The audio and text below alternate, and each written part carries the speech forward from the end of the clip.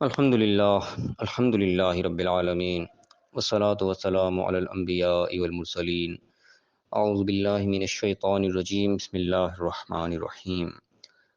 رب اشرح لی صدری ویسر لی امری واحلل عقدۃ من لسانی یفقہوا قولی واجعل لی وزیرا من اہلی۔ محترم سامعین، السلام علیکم ورحمۃ اللہ وبرکاتہ۔ الحمدللہ قرآن پاک کا مطالعہ ہمارا جاری ہے۔ سورہ الانفال کی آیت نمبر 48 تک ہم پڑھ چکے ہیں۔ آج انشاءاللہ آیت نمبر 49 سے آیت نمبر 54 تک پڑھیں گے۔ اعوذ باللہ من الشیطان الرجیم بسم اللہ الرحمن الرحیم۔ اذ یقول المنافقون والذین فی قلوبہم مرض غر ہؤلاء دینہم۔ اور جب منافق ہی کہنے لگے، اور وہ لوگ جن کے دلوں کے اندر مرض تھا، بیماری تھی، کیا کہنے لگے کہ ان کے دین نے تو ان کو دھوکے میں ڈال دیا ہے۔ اب یہاں پہ وہی پس منظر چل رہا ہے، ابھی پیچھے جو جنگ بدر کا سارا بیان چل رہا تھا کہ جب مسلمانوں کی فوجیں ادھر سے نکلی لڑنے کے لیے، ادھر سے وہ قریش کا لشکر جو تھا 1000 کا وہ نکلا لڑنے کے لیے، تو اس میں یہاں پہ جو پیچھے رہنے والے لوگ تھے جو اس لشکر میں شامل نہیں ہوئے، جو منافق قسم کے لوگ تھے، یا جن کے اللہ تعالیٰ کہہ رہے ہیں قلوب مرض، ان کے دلوں میں بیماری تھی۔ اب یہاں پہ دلوں کی بیماری سے یہ نہیں کہ کوئی ہارٹ پیشنٹ ہے، ان کو کوئی وال بند تھا دل کا، یہاں پہ اصل میں دلوں کی بیماری سے مراد کہ انسان کے جو دل ہے، قلوب جس کو کہا جاتا ہے، قلوب کا لفظ ہم ذہن میں رکھیں، قلوب کا لفظ پلٹنے کے لیے بھی استعمال ہوتا ہے۔ اس طرح شیطان کے بارے میں اکثر آتا ہے کہ ینقلب علی عقبیہ، اپنے ایڑیا کے اوپر واپس پلٹ گیا۔ یہ ینقلب کا لفظ بھی یہی سے قلوب سے بنتا ہے، یہ الٹنے پلٹنے کا نام، تبدیلی لانے کا نام، اس چیز کو جو اس کے لیے بھی قلوب استعمال ہوتا ہے۔ تو جو انسان کے اندر ایک چینج لانے کی صلاحیت ہوتی ہے کہ انسان پلٹتا ہے، دیکھتا ہے بات کو، سمجھتا ہے اپنے آپ کو، ایک غلط ٹریک سے صحیح ٹریک پہ لے کے آتا ہے، یہ جو تبدیلی انسان کے اندر آتی ہے، اس تبدیلی کی صلاحیت کو بھی قلوب سے ہی تعبیر کیا جاتا ہے۔ تو اس صلاحیت کے اندر جن کے اندر مرض تھا کہ وہ اپنے آپ کو تبدیل کرنے والے نہیں تھے، اور یہ مرض یعنی کہ کیوں لاحق ہو جاتا ہے، یہ یعنی کہ اس کی مین وجوہات انسان کے جو نافرمانیاں اور دنیاوی خواہشات، انسان جب ان کے اندر اپنے آپ کو ڈبو لیتا ہے، تو یہ دل انسان جو ہے وہ سخت ہونا شروع ہوتا ہے۔ انسان کے اعمال کی وجہ سے انسان کا دل جو سخت ہوتا ہے، اس چیز کو بھی قرآن بیان کرتا ہے مختلف انداز سے۔ تو اللہ تعالیٰ ان کے بارے میں بیان کر رہا ہے کہ جو منافق تھے، ایک تو ویسے ہی تو ہے منافق ہے، اس کے اندر کچھ اور ہے، باہر کچھ اور ہے، وہ اندر سے ویسے مخلص نہیں ہوتا۔ اور دوسری یہ لوگ جن کے قلب کے اندر جو ہے، دلوں کے اندر ایک بیماری تھی، مرض تھا، وہ کیا کہنے لگے کہ غر ہؤلاء دینہم، کہ ان کے دین نے، جو ان کو دین یہ بنا کے دیا گیا ہے، جو اس قانون پہ یہ عمل کرنا شروع ہو گئے ہیں، اس کو تو ان لوگوں کو اس دین نے دھوکے میں ڈال دیا ہے۔ گویا کہ جس طرح اپنی لوکل لینگویج میں کہتے ہیں نا کہ ان کے تو بس پاگل ہو گئے، سٹھیا گئے، ان کے تو مت ماری گئی ہے کہ یہ چند بندے اٹھ کے جناب لڑنے نکل پڑے اتنے بڑے لشکر کے ساتھ، کیا مقابلہ ہے ان کا آپس میں۔ یہ یعنی کہ وہ باتیں بنانی شروع ہو گئی اس چیز کو دیکھ کر کہ یہ تو بس دھوکے میں آگے بہک گئے، تو اپنے راستے سے بھٹک گئے ہیں، دھوکے میں آ گئے، یہ تو مغرور ہو گئے یہ تو۔ لیکن اللہ تعالیٰ کیا کہہ رہا ہے کہ وَمَن يَتَوَكَّلْ عَلَى اللَّهِ، اس بات سننے کی یہ ہے کہ وَمَن يَتَوَكَّلْ عَلَى اللَّهِ، جس کا توکل اللہ پر ہوتا ہے، فَإِنَّ اللَّهَ عَزِيزٌ حَكِيمٌ، تو اللہ تعالیٰ وہ عزیز ہے، زبردست ہے، غالب ہے اور حکمت والا ہے۔ یعنی کہ وہ جو نکلے تھے وہ اللہ کے اوپر توکل کر کے نکلے تھے، وہ کہ اپنے اس میں نہیں نکلے تھے، کسی دھوکے میں آ کے نہیں نکلے تھے، وہ اپنے حق کے اوپر قائم تھے، جو بات حق کی ہے وہ اس کے اوپر ڈٹے ہوئے تھے، ان کا توکل اللہ کے اوپر تھا۔ تو اصل چیز جو ہوتی ہے وہ اللہ کے اوپر توکل اور اللہ کے اوپر بھروسہ ہوتا ہے۔ ظاہری اسباب اور ظاہری جو بھی نفری اور جو بھی طاقت ہے، یہ بعد کی چیزیں ہیں، سیکنڈری چیزیں ہیں۔ سب سے اولین چیز جو ہے، پرائرٹی پر جو چیز ہے، وہ اللہ کے اوپر توکل ہے۔ اللہ کے اوپر توکل اگر مضبوط ہے تو انسان نہتھا بھی تو اللہ تعالیٰ ایسے اسباب پیدا کر دیتا ہے کہ انسان کو کامیابی مل جاتی ہے۔ اور اگر اللہ کے اوپر توکل کمزور ہو جائے اور توکل ظاہری اسباب کے اوپر ہو جائے تو اس کی مثالیں ملتی ہیں، مسلمانوں کے بارے میں ملتی ہیں۔ جب مسلمانوں کے پاس طاقت زیادہ آ گئی، اللہ پر توکل ذرا پیچھے ہٹ گیا، وہ کہنے لگے آج تو ہم بڑی طاقت میں، ہم تو جب تھوڑے تھے جب کامیاب ہو گئے، آج تو ہمارے پاس بڑی طاقت ہے۔ تو وہ بڑی طاقت بھی ہے، وہ بھی کسی کام نہ آئی۔ اللہ تعالیٰ نے اس چیز کو بھی قرآن میں تذکرہ کیا ہے، وہ بڑی طاقت ہونے کے باوجود بھی زمین اپنی کشادگی کے باوجود تنگ ہوگی، بھاگنے کی جگہ کہیں نہیں مل رہی تھی۔ تو یہ اللہ تعالیٰ مختلف اوقات میں انسان کو یہ چیزیں یاد دلاتا ہے۔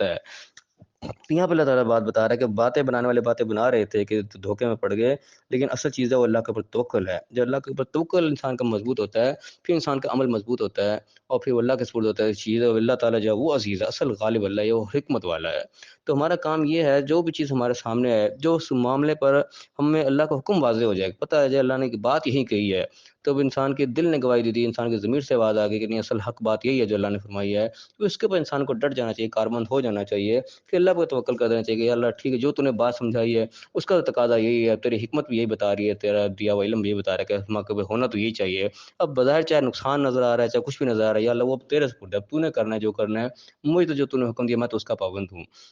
اس چیز کو جو ہے ہمارا جب عمل مضبوط ہوگا، توکل مضبوط ہوگا، تو پھر مدد اللہ کی طرف سے آئے گی۔ یہ آیت بھی ہمیں اس چیز کا سبق دے رہی ہے۔ اور خاص طور پہ اس میں عزیز الحکیم کا لفظ بھی جو ہے، حکمت کا لفظ بھی، یہ بھی ہم بڑے ذہن میں رکھیں کہ علم کے ساتھ حکمت بھی جو ہے بہت ضروری ہوتی ہے۔ اللہ تعالیٰ نے جگہ جگہ ان دونوں چیزوں کو علیم الحکیم کر کے اکٹھے استعمال کیا قرآن میں کئی مقامات پہ، کہ علم کے ساتھ اس کا درست استعمال جو ہے یہ حکمت پر مبنی ہوتا ہے، کہ علم آیا تو اس کو استعمال کس طریقے سے کرنا ہے۔ اگر علم کو مس یوز کر لیا جائے گا تو نقصان دہ ہو جاتا ہے، لیکن جب حکمت کے ساتھ اس کو صحیح جگہ پہ استعمال کیا جائے گا تو پھر وہ فائدہ مند ہوگا۔ جب اللہ کے بتائے ہوئے طریقے کے پر علم اور حکمت کے ساتھ انسان اس کو کام کرے گا تو پھر توکل اللہ پر ہونا چاہیے، تو پھر باقی معاملات پھر اللہ کے سپرد ہے، اللہ تعالیٰ اس کو صحیح کر دیتا ہے۔ تو یہاں پہ اللہ تعالیٰ ان کی باتوں کو اثر میں ڈرائی کر رہا ہے کہ جو باتیں بنا رہے تھے کہ یہ تو دھوکے میں پڑ گئے، یہاں تو یعنی کوئی مقابلہ ہی نہیں بنتا، یہ تو بیوقوف بن گئے ہیں۔ تو اللہ کہہ رہا ہے نہیں، وہ بیوقوف نہیں تھے، جنہوں نے اللہ کے اوپر توکل کیا تو اصل طاقت تو پھر وہ اللہ ہی کیا ہے۔ اور اگر فرمایا کہ وَإِذْ وَلَوْ تَرَىٰ إِذْ يَتَوَفَّى الَّذِينَ كَفَرُوا الْمَلَائِكَةُ يَضْرِبُونَ وُجُوهَهُمْ وَأَدْبَارَهُمْ وَذُوقُوا عَذَابَ الْحَرِيقِ۔ اور کاش تم دیکھو ان لوگوں کو، یعنی کہ جو باتیں والا قسم کے لوگ تھے، جو کفر کی روش اختیار کرنے والے، کہ جب ملائکہ فرشتے جب ان کے اوپر قبضہ کرتے ہیں، کہ جب ان کی موت کا وقت آتا ہے تو اس وقت دیکھو کہ فرشتے پھر کیسے ان کے منہوں پر، ان کے پیٹھوں پر مار رہے ہوتے ہیں، ضرب لگا رہے ہوتے ہیں، اور کیا کہتے ہیں وذوقوا عذاب الحریق، جلنے کا عذاب تم چکھو۔ یعنی کہ وہ وقت انسان کے پر آخر پھر ایسا ہوتا ہے جو اس روش پہ زندگی گزارتا ہے کہ وہ زندگی بھی، یعنی کہ جب اس کا موت کا وقت آتا ہے، قبضے جب کرنے آتے ہیں فرشتے، اسی وقت ان کو پتہ لگ جاتا ہے کہ ان کی قسم کی پٹائی شروع ہو جاتی ہے۔ اللہ کہہ رہا ہے کہ چہروں پر، ان کے پیٹھوں کے اوپر مارتے ہیں اور کہتے ہیں چلنے کا تم مزہ چکھو۔ کیوں؟ ذالک بما قدمت ایدیکم، یہ یوں اس وجہ سے کہ جو کچھ تمہارے ہاتھوں نے آگے، تمہارے کرتوت ہیں جو تم نے خود کیے، اس کی سزا ہے یہ۔ وان اللہ لیس بظلام للعبید، اللہ تعالیٰ اپنے بندوں کے ساتھ کبھی ظلم نہیں کرتا، یعنی کہ اللہ تعالیٰ کوئی اپنے ظلم سے نہیں کسی کو مارے گا، کسی کو سزا دلوائے گا، ایسا کچھ نہیں ہوگا۔ انسان نے جو کچھ کیا ہوگا، جو بوئے گا وہی کاٹے گا۔ یہ بالکل کلیئر کٹ بات اللہ تعالیٰ نے کئی انداز سے قرآن میں بیان کی ہے کہ جو کچھ بھی ہے یہ بما قدمت ایدیکم، جو تمہارے ہاتھوں نے آگے بھیجا، تم کر کے ہٹے ہو، یہ اسی کے سزا کے طور پہ تمہیں ملے گا۔ کتاب آل فرعون، فرعونیوں کی طرح سے فرعون کا حال ہوا، آل فرعون کا۔ یہاں پہ آل فرعون میں ہم آل کا لفظ کو تھوڑا بھی ذہن میں رکھتے چلیں کہ آل کا لفظ جو ہوتا ہے، بعض لوگ آل سے مراد اولاد لے لیتے ہیں، آل سے مراد اولاد نہیں ہوتی۔ آل فرعون میں فرعون کی اولاد نہیں تھی، آل فرعون جو غرق ہوئی ساری، وہ فرعونی لشکر تھا، یعنی کہ فرعون کے پیروکار تھے سارے کے سارے جو اسے مارے گئے۔ فرعون کی ساری اولاد نہیں تھی، اس کے بچے نہیں تھے سارے کوئی، وہ اصل میں اس کی قوم تھی، جو اس کے پیروکار تھے، اس کے فالوور تھے سارے۔ تو آل فرعون سے، آل سے مراد جو بھی ہے، اس سے مراد اصل میں جو مراد قرآن لیتا ہے وہ فالوور کے حساب سے لیتا ہے، اولاد کے حساب سے نہیں لیتا۔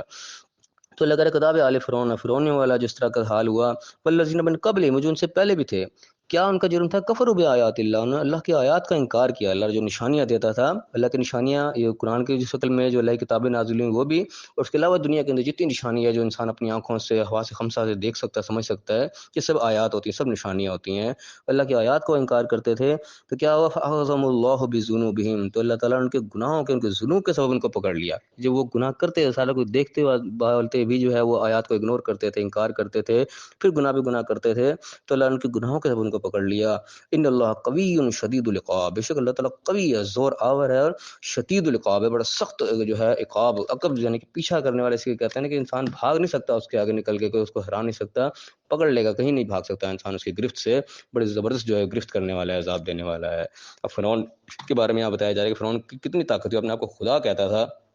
اتنا یعنی کہ اس کو سپر پاور اپنے آپ کو سمجھتا تھا کہ میرے برابر کا ہے ہی کوئی نہیں، جو اپنے آپ کو خدا ہی دعویٰ کر رہا ہے، کیا اپنے آپ کو سمجھتا ہوگا؟ ٹھیک ہے، اللہ تعالیٰ کا اللہ نے اس کو ہی پکڑ لیا، اس کے گناہوں کے سبب جو وہ کرتا تھا، کہ اللہ سے بڑھ کے کبھی کوئی نہیں ہے پھر۔ اور آگے جو بات آ رہی ہے وہ بھی بڑی اہم ہے کہ ذالک بان اللہ لم یک مغیرا نعمتا انعمها علی قوم حتی یغیروا ما بانفسہم، کہ بات یہ ہے کہ اللہ تعالیٰ کبھی بھی جو نعمت اللہ تعالیٰ دیتا ہے اس کو کبھی تبدیل نہیں کرتا، جو اللہ نے دی ہوتی ہے نعمت کسی بھی قوم کو،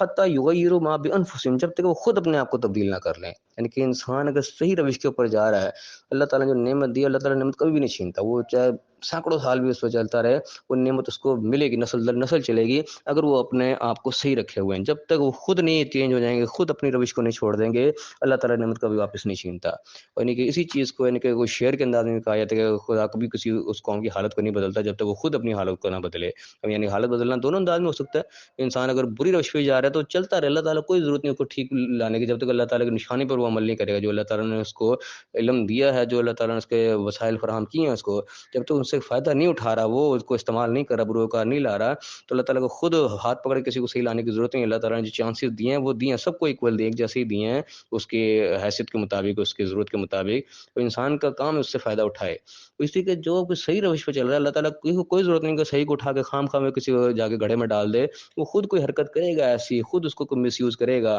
تب اللہ تعالیٰ اس سے اس کی نعمت چھینے گا، ورنہ اللہ تعالیٰ نہیں چھینتا۔ بڑے صاف الفاظ میں اللہ تعالیٰ کہہ رہا ہے کہ